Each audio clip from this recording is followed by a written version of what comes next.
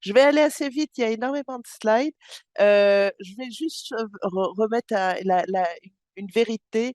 Jérôme est, comme d'habitude, très constructif avec des mots très positifs, mais ce qui compte, c'est peut-être ce qui s'est passé avant dans les ateliers. Ce qui compte, c'est ce qui se passe cet après-midi. Ce qui compte dans votre filière, c'est vraiment l'activité et ce que les centres font, ceux qui sont en lien direct avec les patients. Nous, on est là pour vous accompagner et en soutien, mais c'est l'important, c'est vraiment le travail que vous faites, votre mobilisation. Donc cette présentation, hein, vous verrez, elle est très large. Elle va partir du troisième plan pour aller vers le quatrième plan maladie rare. Elle va parler des labellisations des centres. Elle va également évoquer l'Europe et les enjeux qui se passent autour des données de santé, les enjeux autour du quatrième plan maladie rare et de la constitution des groupes de travail avec des sujets déjà repérés. Donc on va pas chômer, je vais aller de façon assez dynamique parce que vous aurez mes slides, ce n'est pas un problème. Et donc il y a sur certains points où j'irai plus rapidement. Donc alors je veux bien la main pour passer les slides. Ça fonctionnait tout à l'heure. Heu, Désolée. Donc effectivement, l'environnement, vous le connaissez. Ce qui est important de savoir, c'est surtout que en fait, il y a énormément, de maladies qui vont concerner très, très peu de patients. C'est des données, une slide, d'Orphanet, et finalement, environ 300, maladies rares vont concentrer, heu une majorité de patients et d'autres très, très peu de patients dans leur groupe. C'est surtout ça, la partie génétique, on parlait avant de 80, maintenant on est plutôt autour de 72, et l'importance aussi, ce qui est de marqué, c'est de la part, pédiatrique, qui reste importante avec une révélation, pour, les presque les 3/4 des maladies rares, à un âge, pédiatrique. Et puis toujours, cette question de l'errance diagnostique. L'histoire, vous la connaissez, on est à la fin du troisième plan, maladies rares avec des ambitions, des actions. Donc c'est aussi ça, et je tiens à souligner, je sais que lors des journées Firando, les associations de patients sont aussi, présentes, et je dirais que la dynamique maladies rares, on va fêter l'année prochaine, je dirais les 20 ans, de labellisation des centres, et donc cette dynamique, elle a été beaucoup portée par toutes les parties prenantes et avec, au cœur de ces parties prenantes, les associations de patients qui ont vraiment aidé à structurer, nos actions en partant de la labellisation des centres de référence. Deuxième plan, les filières de santé maladies rares qui sont arrivées et la BNDMR, et puis vraiment dans ce troisième plan qui a été, je dirais une consolidation du rôle des filières de santé maladies rares qui nous ont énormément aidés à porter les 5 ambitions, du plan. Les filières ont été mobilisées, à la fois sur l'observatoire des diagnostics, sur toute la partie, axe 1, sur toute la partie observatoire des traitements, donc c'est l'axe 4 qui est copiloté avec la DGS, toute la question de la qualité de vie, de l'autonomie, et on voit l'implication des filières de santé maladies rares dans l'éducation thérapeutique, du patient, et puis, le rôle des filières sur tout ce qui va être formation, information. Il y a énormément de webinaires, de MOOC, de documents, papier ou pas, énormément de choses qui sont produites par les filières à mettre, à disposition des centres de référence et des compétences, et c'est un vrai soutien que les filières, apportent, dans cette, information, et puis dans tout ce qu'on a appelé modernisation des organisations, c'est vraiment, ce rôle accru, je dirais, des filières de santé maladies rares avec, une coordination avec les centres de référence maladies rares, et puis on a beaucoup travaillé pendant ces 5 dernières années sur tout ce qui va être dialogue de gestion, des courriers qu'on donne à chaque fois, lors des labellisations, mais aussi, lors des financements des centres dans les circulaires chaque année, pour vraiment donner une très bonne visibilité à chacun des financements et de pouvoir, vraiment, travailler avec les directions et pouvoir avoir les financements ad hoc. Donc voilà des ambitions, importantes. Au jour d'aujourd'hui, en 2023, suite à la dernière labellisation, on va compter 603 centres de référence, peu plus de 1 700 centres de compétences, toujours 23 filières de santé maladies rares. Leur, labellisation, relabellisation sera prévue, pour un financement en 2025. Il était compliqué de faire à la fois la labellisation des centres en même temps que la labellisation des filières, compte tenu du rôle très important, que les filières apportent aussi, à chaque fois lors des labellisations, des centres de référence. Donc, on les remercie aussi, sur le rôle qu'elles ont joué, là et Maria a pu vraiment, comme d'habitude avec son travail, rigoureux et très sérieux, vraiment, aider à ce que les dossiers soient vraiment bien constitués. Et puis, on a un lien très important, avec l'Europe. Vous avez un lien avec l'ENDO-ERN, mais je sais que vous êtes impliqués dans d'autres ERN, un lien important avec, nos réseaux européens et les 24 ERN et puis nous, plus particulièrement les 20, ERN qui sont plus spécifiquement, maladies rares. Et puis le rôle de l'Alliance maladies rares qui fédère plus de 140, associations de patients. Pour, soutenir cette action, des filières, je souhaitais vous parler aussi, du rôle, de plus en plus important, des plateformes d'expertise maladies rares. Comme vous venez de partout, en France, et de l'outre-mer, on a un rôle important, sur le terrain pour, porter un lien, une granularité fine avec un lien ville-hôpital, avec les plateformes d'expertise maladies rares et donc je vous invite à vraiment, vous rapprocher, si ce n'est pas déjà fait, mais je pense que ça l'est déjà, des plateformes, qui sont dans vos réseaux, dans vos secteurs. Elles ont joué, un rôle important aussi, lors de la labellisation en soutien administratif et puis on a pu voir, lors de les derniers recueils de données qu'on leur a demandé d'informations sur leur activité, elles ont un rôle aussi très important, au niveau de Bamara, au niveau de la formation, également, sur place. Donc il y a tout un travail qui se fait en interfilière et en plateforme d'expertise maladies rares pour trouver la bonne, articulation entre le travail des filières de santé maladies rares et le travail des plateformes d'expertise maladies rares. Et puis pour que vous ayez une idée, vraiment, complète, hein, des financements que l'on apporte, c'est important, de vous dire que, je pense que, pour travailler avec l'Europe et avec les 26 autres pays européens, la France est quand même le seul pays qui accompagne à ce niveau-là, nos centres de référence maladies rares. Donc c'est, par la première circulaire 134 millions d'euros par an, pour financer nos centres de référence. Pour cela, on a eu, en première circulaire 2023, presque 6 millions d'euros dédiés pour les centres, de la filière, Firando.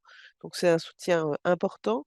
On a, des financements qui vont, pour les filières de santé, maladies rares et donc la filière Firando a eu un accompagnement de un peu plus de 600 000 € également pour remplir, les missions, qui sont, vraiment, fléchées aussi, et liées, pour beaucoup, avec le troisième plan, maladies rares.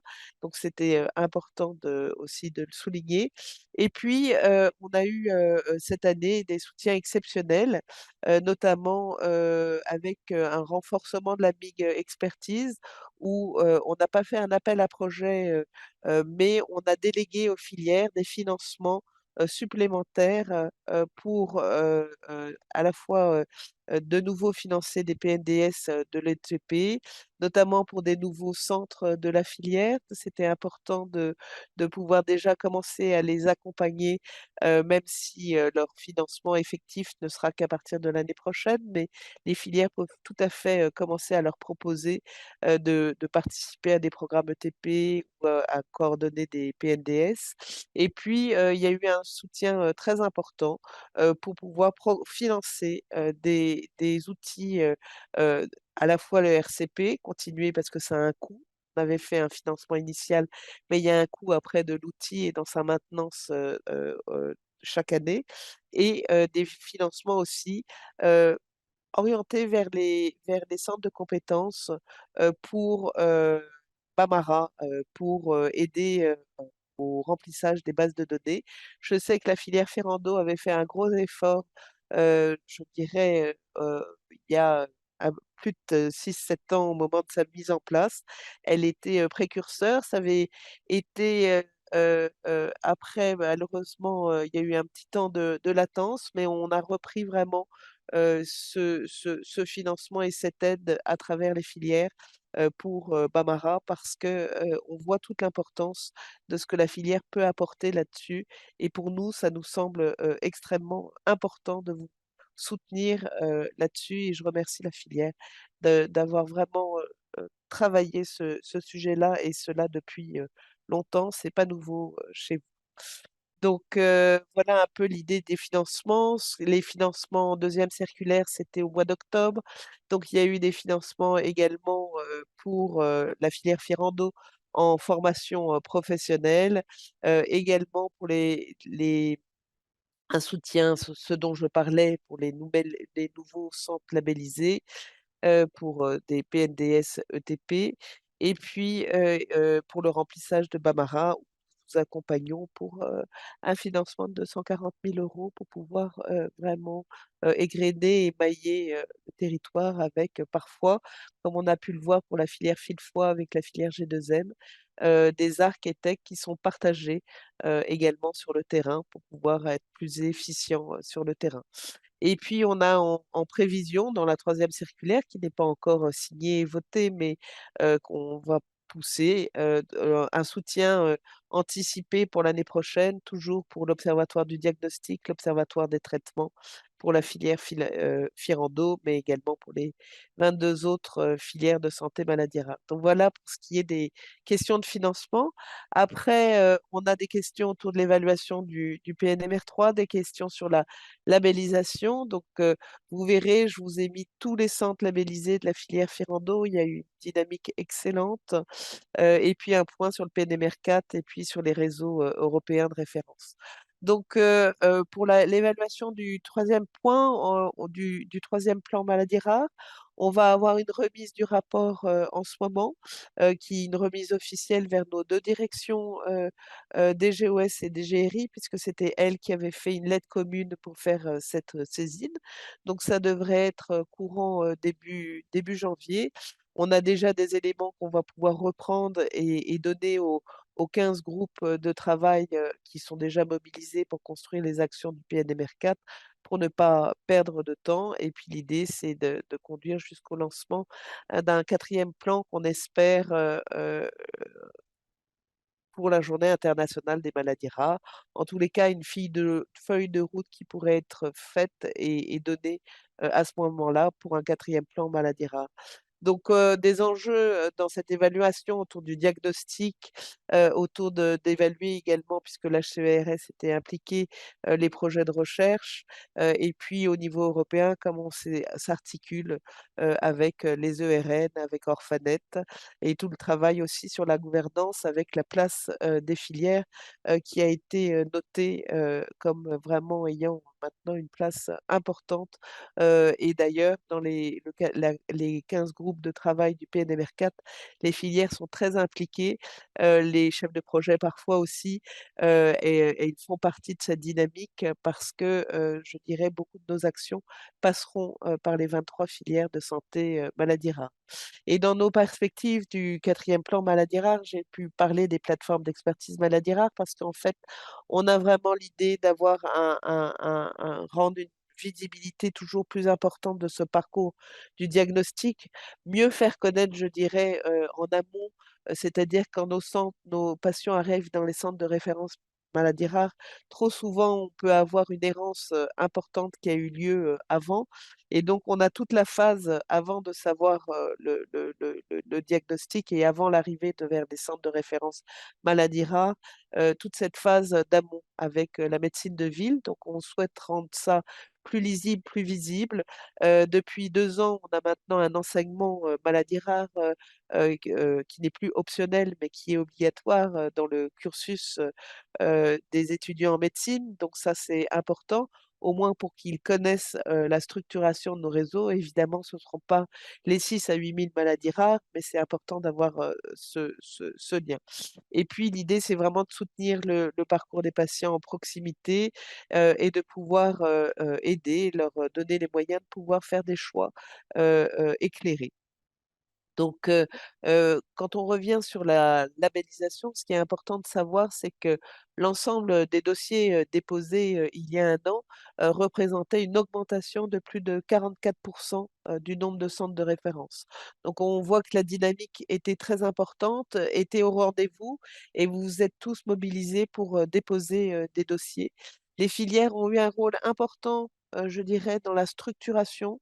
Je remercie vraiment Jérôme Bertherat qui à chaque fois, donne de sa personne, a une logique très très constructive, aussi, pour pouvoir, travailler, ses avis de filière et donc merci, merci Jérôme pour ce travail.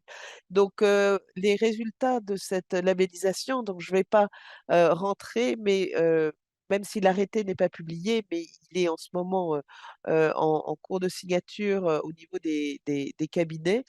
Heu, donc, ce qu'on a vraiment ég tous les centres financés, les CRMR coordonnateurs et constitutifs ont été validés par les cabinets depuis le mois de de de mai, donc c'est important, de le savoir et maintenant ce que je dans ces slides, on a également les centres de compétences. Ça nous a pris beaucoup de temps parce qu'en fait, on a eu, cet été quand même, il y avait plus de 1 800 centres, il a fallu rentrer dans le détail et il y avait certains centres qui, étaient, discordants par rapport au ce qui était demandé pour un centre de compétences. Donc il a fallu à chaque fois, revenir vers la filière, vers le centre de référence pour essayer de comprendre. Donc ça a pris du temps, mais on a eu, un comité de suivi de labellisation exceptionnel aussi à faire, au mois d'octobre parce qu'il y a eu déjà eu des changements, à la tête des coordinations de ces centres et donc maintenant j'ai la grande joie de pouvoir vous partager, ces centres avec, je ne vais pas rentrer dans le détail, mais vous aurez, évidemment vous pourrez retrouver votre nom et il y a, aussi, dans la filière des nouveaux centres, de référence maladies rares et donc c'est important, aussi d'avoir, cette, visibilité avec, donc ces nouveaux centres coordonnés à Marseille avec Sophie, Belliard, pardon, sur des centres de référence sur les dyslipidémies, rares. Donc voilà, la structuration qui est importante, la filière s'appuie sur beaucoup de centres, de compétences, maladies rares. C'est un maillage et une granularité qui est, importante et donc je vous remercie pour, tout le travail que vous avez pu, donner, et participer sur, l'ensemble, de la filière, Firando. Donc on voit, vraiment toute cette, dynamique, heu et je pense que vous êtes nombreux, dans la salle également, pour pouvoir, accompagner, ce travail. Donc voilà le timing, je vous l'ai déjà un peu, évoqué. On a nous un travail aussi avec l'ONDAM. On a au final 28 de centres de référence maladies rares, en plus, ce qui fait, passer dans les centres financés à 603 centres, financés. On va faire un retour d'expérience avec notre comité de suivi de labellisation le 11 décembre et avec le jury de labellisation pour voir ce qui a fonctionné, ce qui n'a pas fonctionné. On a demandé, on avait, des trinômes pour évaluer les dossiers. On a demandé à nos trinômes, soins, recherche et parcours, de savoir comment, ils voyaient eux de leur côté, tout le travail qu'ils ont fourni pour pouvoir analyser les dossiers, de labellisation. On a bien entendu qu'on a des outils qui sont parfois, pas toujours adaptés, notamment un outil, Excel lourd. Ce qui est sûr, c'est qu'il va on espère bien que les techniques, évoluent pour que dans 5 ans, on ait des outils à disposition beaucoup plus, user friendly, je dirais, beaucoup plus, pratiques, pour pouvoir, aider, à l'évaluation des centres et même pour vous, pour pouvoir déposer, les dossiers. Donc ça, c'est la partie, forme, pouvait être un peu lourde et c'est déjà ce qui ressort. Donc voilà, l'idée c'est de pouvoir financer donc nos centres de référence en première circulaire. C'est important d'avoir cela en tête et de pouvoir déjà travailler, vous, avec votre direction. Ce qui est important, c'est que pour tous les centres qui sont nouveaux, je dirais, ils peuvent déjà faire un travail avec leur direction parce que chaque centre aura une part fixe qui est connue, qui ne va pas bouger, qui est pour un centre coordonnateur de presque 150 000 €, pour des sites constitutifs de un peu plus de 120 000 €. Ça, c'est vraiment une base fixe. Jusqu'à maintenant, la part variable qui correspond, à l'activité, au SIGAPS, heu et puis à de l'enseignement, à une, et à peu près de 50 par rapport à la part fixe et donc ce qu'on veut, c'est qu'avec la nouvelle labellisation, on puisse rester, dans cette part fixe et part variable, à part égale et donc ça, on n'a pas encore les résultats de l'ONDAM et des négociations du niveau du PLFSS, mais pour nous et pour notre ministère, c'était une priorité 1 et on avait un soutien fort, également du cabinet pour pouvoir accompagner la labellisation des centres. Mais c'est important aussi que vous ayez ces éléments. Donc par rapport à notre futur plan, maladies rares 4, c'est important d'avoir toujours, on a souligné l'importance du binôme soins et recherche. Ce binôme, donc on a eu la nomination cet été par nos 2 ministres, du professeur Agnès Lingla et du professeur, Guillaume Canot. Agnès ayant une très grande, connaissance, à la fois, bah, elle est pilote de la filière Oscar, vice-doyenne de sa faculté avec une implication au niveau, enseignement et au niveau, international importante. Donc elle porte aussi, ces volets-là. Elle est maintenant aussi, présidente de la Société française, de pédiatrie. Donc c'est, important aussi et puis, je dirais, endocrinologue, donc forcément, vous avez des liens, importants, avec elle. Je pense que c'est aussi important de souligner ça pour votre filière et puis Guillaume Canot, qui au départ est néphrologue, pas forcément issu d'un centre de référence maladies rares, mais qui a eu, une idée, voilà, un repositionnement de molécules et qui va vraiment porter dans ce 4e plan maladies rares, toute la partie, innovation, repositionnement de molécules, lien avec les biotech. Il est très impliqué là-dessus. Il travaille beaucoup avec la FDA, avec le EMA, il connaît tout ce volet-là et clairement, il y a à travailler ce volet-là pour, un PNMR4 qu'on souhaite très axé, je dirais, sur, les médicaments. Donc voilà des quelques verbatim qu'ils avaient pu nous, partager. Donc toujours, la question du diagnostic, la question de l'Europe, et voir, ils ont une approche très pratico-pratique, vraiment, avec, des idées très claires, avec des actions, très pragmatiques et je suis sûre qu'on aura vraiment, un plan, ambitieux et en même temps, faisable. Et donc il y a une dynamique de travail qui se fait en ce moment qui est extrêmement, importante, à la fois sur les parcours de vie et de soins, les parcours de diagnostic, toute la question des innovations et puis, la question des data. À chaque fois, on aura une approche, soins, recherche, une approche nationale et Europe et une approche, sur la question des données qui, je dirais, transparaît dans chacune, des actions, du plan. C'était déjà le cas dans le 3e plan maladies rares, mais ce sera le cas dans le 4e plan maladies rares. Voilà, illustrer, nos groupes de travail avec les personnes, les tandems, les binômes. Donc un groupe de travail sur le parcours de vie et de soins, des territoires à l'Europe, avec, tout ce qui est ville-hôpital, avec tout ce qui va être formation et sensibilisation, le dépistage néonatal qui est dans ce groupe, de travail, 1, la transition enfant-adulte et puis tout ce qui est travail avec, les travaux pardon, avec, les réseaux européens de référence. Le groupe 2 qui va être sur le diagnostic avec, pardon, dans le groupe 1, c'était Brigitte Chabrol, donc la filière, G2M, avec Christine Perron, qui est une économiste de la santé très impliquée, à Dijon sur la médecine, génomique, sur le diagnostic. Et dans le groupe, 2, sur toute la partie diagnostic, on a Alexandre Bello, pédiatre de la filière, FAI2R qui co-anime la filière avec, Eric Achula et puis Valérie Cormier-Daire, qui était l'ancienne responsable de la filière Oscar pour, tout ce qui va être, les clés autour de renforcement de l'axe diagnostic, à la fois l'observatoire du diagnostic, la médecine génomique, la formation avec les nouveaux métiers notamment les bioinformaticiens, la phytopathologie, qui est importante à soutenir. Dans l'axe 3, on a l'accès au traitement, les innovations avec, un acteur, un clinicien de la filière Respifil, Olivier Sidbon, et puis, Sophie Dupuy-Jurot qui est chez Famabulti, à Lyon, qui coordonne un centre, et puis, dans le dernier groupe de travail données de santé, maladies rares, Guillaume Jourdaud de la filière, Vaskern, pardon Vaskern, Famabulti, avec Emmanuelle Génin qui est la responsable de l'ITMO, GGB, qui est impliquée aussi au niveau de l'Europe, avec le JPRD et maintenant la suite, RDRA, et donc c'est important, ils pilotent tout ce qui va être, interopérabilité avec la BNDMR aussi qui va animer un groupe de travail, le partage avec l'Europe, et puis un enjeu, qu'on voudrait porter dans ce quatrième plan maladie rare autour des biobanques et puis notamment les biomarqueurs, aussi.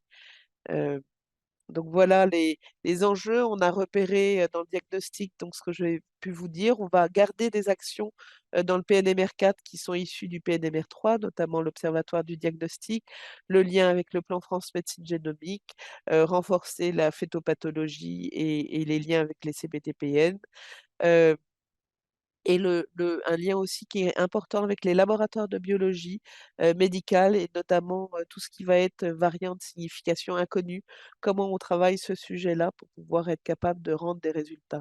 Donc les filières ont été très impliquées sur, assurer de la cohérence dans les prises en compte, des guides de codage, des ont été mis en place de façon à pouvoir rentrer les données de façon, équivoque, de la même manière, pardon, entre le nord, le sud, l'est et l'ouest, et donc ça, c'est important de renforcer toujours, la part des PNDS, et puis, on a eu une part importante, de l'action de la BNDMR pour pouvoir mieux repérer, les personnes, et notamment, il y a un nouveau code ORFA pour, ces personnes qui sont, en impasse de diagnostic, et de pouvoir, un peu bien rentrer et mieux les repérer, et interagir, en amont et en aval du plan France, médecine génomique. Donc je ne vais pas rentrer dans le détail, mais ça, c'est vraiment notre articulation avec le plan France médecine génomique. C'est vraiment important de continuer ce partenariat, ces actions. Vous êtes beaucoup, et notamment, je sais que vous avez des responsables de votre filière, qui sont impliqués aussi, dans le PFMG, qui font partie des laboratoires. J'avais pu travailler étroitement avec, des gens de chez vous. C'est important aussi, les RCP d'amont, les RCP d'aval, et de garder toujours ce lien, et notamment de réduire, après les retours de résultats, et toute la part importante, des biologistes, interprétateurs. Donc, par rapport au traitement, on a un rôle important de la BNDMR. On va travailler avec, la HAS. On a pu, mettre en place un set de données minimum traitement. Il y a un observatoire des traitements maladies rares aussi, en lien avec, la DGS, et puis, des travaux qui peuvent se faire avec la NSM sur tout ce qui va être, repositionnement, enfin hors AMM je dirais, et ce qu'on appelle maintenant les CPC. Pour ça, on a besoin de collecte, de données en vie réelle, et puis, dans le PNMR 4, on va impliquer, l'AIS, l'Agence de l'innovation en santé, l'Agence de France Bioproduction, les biotech, et la DGE, la Direction générale des entreprises. C'est important d'avoir ça en tête. Par rapport à la BNDMR, vous savez qu'il y a un chantier important, notamment de chaînage, avec un projet qui s'appelle Dromos, pour, toute la PHP, pour chaîner les données avec le SNDS. Ça nous donnera déjà, une bonne, photographie du lien avec les données du système national des données de santé, et la BNDMR travaille étroitement avec le SData Hub, également, pour pouvoir vraiment, être bien repéré, comme une des bases, de notre système national des données de santé, et du chaînage, avec, notamment un lien avec le Health, Data Hub. On a, également tout ce travail avec un meilleur accès au traitement, et donc le premier pilote qui va être pour l'ataxie de Friedreich, la HAS a fait une communication il y a 10 jours, et donc il y a un premier pilote qui va être fait, pour une collecte de données en vie réelle en s'appuyant sur, Bambara. Donc c'est quelque chose qui est en dehors du heu, set de données minimum maladies rares habituelles qu'on connaît, qui est quelque chose en plus, et qui est, en fonction qui ne s'applique pas à tout le monde. Ça va être, en fonction des médicaments qui ont été repérés, où il y aura un besoin de faire un set de données, minimum traitement. Mais il faut savoir que ça peut être une réelle opportunité et la HAS a vraiment énormément, apprécié, de ce travail, et soutient beaucoup cela. Et donc sur le site la HAS, on peut trouver un PUTRD, à partir de Bambara, et c'est vraiment la systémisation d'un recours à ce set de données pour analyser la sécurité et l'efficacité des produits de santé. C'est un réel, succès, je pense, pour le PNMR3 et qu'on sera amené à continuer à soutenir dans le quatrième plan, maladies rares. Et un des enjeux aussi qu'on souhaite porter dans le quatrième plan maladies rares tourne autour des patientreporter.com et de voir comment on pourrait avoir une application mobile, pour pouvoir faire un lien avec ce set de données minimum traitement et avoir des données, issues, des patients, directement, collectées. Puisqu'on a un questionnaire qualité de vie, mais qui est extrêmement réduit, dans ce set de données minimum traitement qui est le SF12 et donc l'idée, c'est de pouvoir avoir des patientreporter.com, mesures qui soient, complétées par les patients de façon à avoir quelque chose d'encore plus complet et plus fin, pour pouvoir mieux, décrire, je dirais, les bénéfices d'un traitement, au fil de l'eau, vu par le patient, comment il ressent, le bénéfice du traitement. Et puis je vais finir cette présentation avec, l'Europe. Il faut que vous sachiez qu'on est impliqué et la DGOS va, assurer le data management, sur, une action européenne qui s'appelle Jardin, qui vise à, bien, articuler le partage des données entre, le niveau, national et le niveau européen, notamment avec, les registres de nos ERN. Donc c'est l'idée de pouvoir, développer des solutions robustes, notamment pour la sémantique. On travaille, étroitement avec, Orphanet, pour, piloter, cette action. C'est tout un travail sur l'interopérabilité. On travaille avec nos collègues, hollandais, sur ce sujet-là. Ce sont eux qui sont, impliqués, dans le JPRD sur tout ce qui est, vérification, les données FAIR qui sont, accessibles, interopérables, réutilisables, et donc ça, c'est des éléments, ce sont un peu ceux qui ont, promu, cette vérification et donc nous avons, notre rôle sera vraiment d'accompagner ce travail-là en ayant des pilotes, qui seront, donc on veut des solutions pratiques, on veut pas être dans la théorie, on va s'appuyer sur des ERN et sur des pilotes, donc chacun des pays. Donc on a pour l'instant 4 ERN qui ont été repérés, mais l'idée c'est de pouvoir impliquer les autres ERN aussi et donc on a 2 ERN, à la PHP qui sont, Ithaca et puis le neuromusculaire. On a un ERN, Epicare qui est, à Lyon et puis, maintenant, à Barcelone aussi. Et puis le RN des maladies rares, neurologiques, en Allemagne, qui souhaitait aussi, participer à ce côté très pratico-pratique, qui est animé par, la BNDMR qui va nous aider. On a également, Orphanet qui est très impliqué et donc c'est vraiment, l'idée de construire, une route pour, partage des données, cette vérification des données, à la fois au niveau national, régional, local et puis, européen. Et sachant qu'on a en ce moment, également toute la législation autour des données de santé, de l'espace européen des données de santé qui se joue. Et c'est clair que dans le 4e plan maladies rares, la question des données et de leur interopérabilité sera, cruciale. Vous pouvez regarder, je ne vais pas rentrer dans le détail, mais sur le site de la BNDMR, il y a une publication très intéressante sur, ces collectes de données et Alain Verleus qui avait, beaucoup participé, à CEMARA, et qui est le coordonnateur de l'ERN Ithaca. Alain Verleus est très impliqué, dans ce travail pour pouvoir vraiment, limiter, et pouvoir faire des transferts de données le plus simple possible. Donc ça se base sur le Common Data Element, donc notre set de données, minimum, on s'appuie là-dessus et puis l'idée, c'est vraiment d'avoir les codes ORFA, également, qui puissent être implantés dans tous les hôpitaux, au niveau des 27 pays de l'UE pour pouvoir avoir une bonne granularité et savoir exactement la maladie, qui est, clés.